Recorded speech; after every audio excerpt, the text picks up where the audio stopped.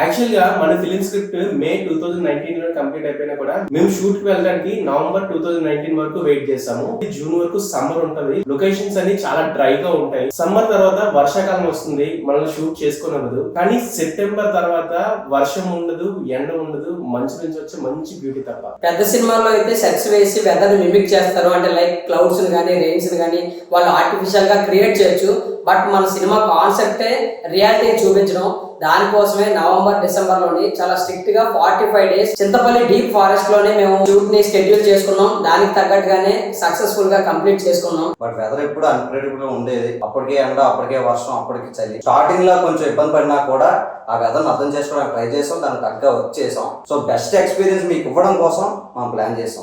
కొన్ని షార్ట్స్ తీయడానికి గంటల సమయం పాటు వెయిట్ చేసాము, కానీ తీయడానికి మాత్రం కొన్ని సెకండ్లు మాత్రమే టైం ఉండేది. షూట్ టైమ్ లో మేము నేచర్ ని అస్సలు డిస్టర్బ్ చేయలేదు. ఆల్వేస్ రెస్పెక్ట్ చేస్తూనే షూట్ చేసుకున్నాం. అది మన సినిమాకే ప్రాణం పోసింది. మా హార్డ్ వర్క్ ని సపోర్ట్ చేయండి. అలాగే మన సినిమా థియేటర్ రిలీజ్ అవుతుంది. అందరూ తప్పకుండా థియేటర్ లో చూడాలి.